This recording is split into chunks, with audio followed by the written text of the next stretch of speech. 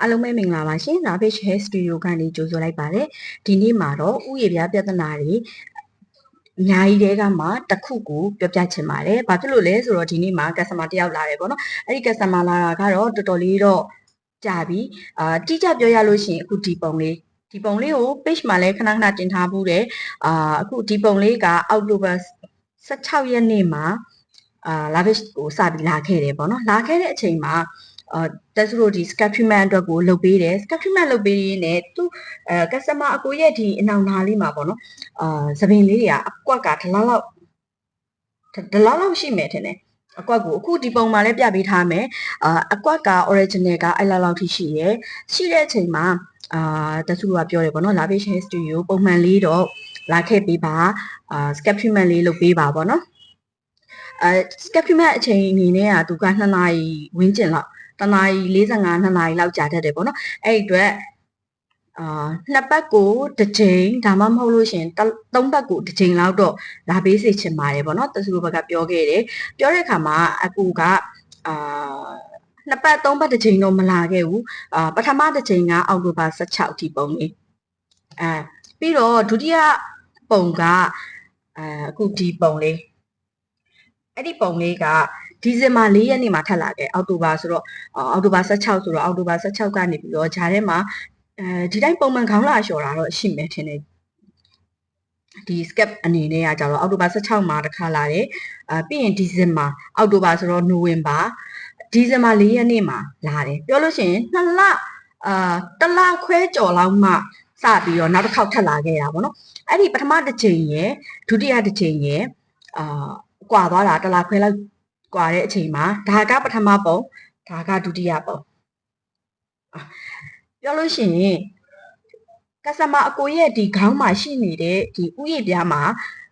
သပင်အစုလိုက်အပြုံလိုက်ကျွတ်ထွက်ခြင်းဆိုတဲ့ပြောင်တင်းဖြစ်နေတဲ့ဥယျာဉ်ပြားဒီအခုဒီလိုပဲသပင်လေးတွေပေါက်ပြီးတော့စပြီးတော့သပင်လေးတွေစထွက်လာခဲ့တယ်ပေါ့နော်အဲ့ဒီအတွက်ဒီဟာဆိုလို့ရှိရင်အခြေအနေကောင်းတဲ့ဥယျာဉ်ပြားထဲမှာပါတယ်ပေါ့နော်အဲ့တော့အကိုကို package လေးဝယ်ပါအနည်းဆုံးတော့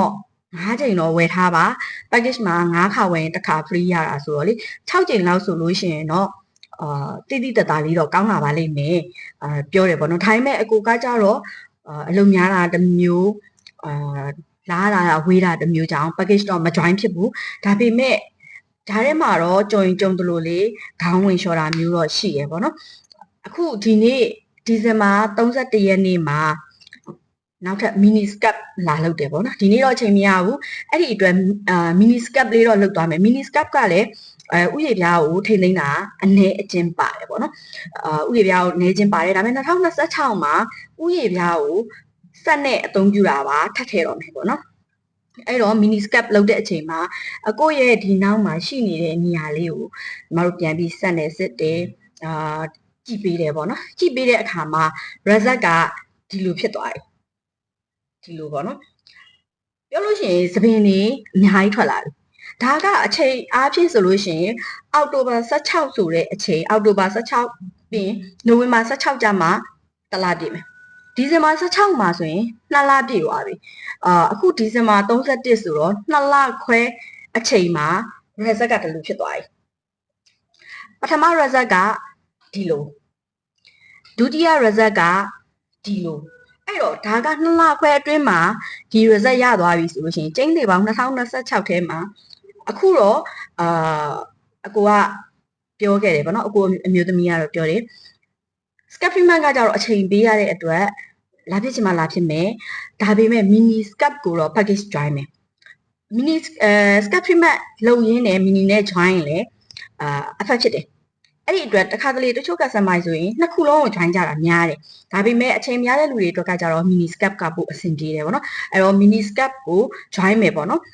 အဲ့ဒီအတွက်ပုံမှန်အားဖြင့်ဒီအကွက်လိုက်ဖြစ်ပြီးတော့ကြောက်ဖို့ခက်ခဲတဲ့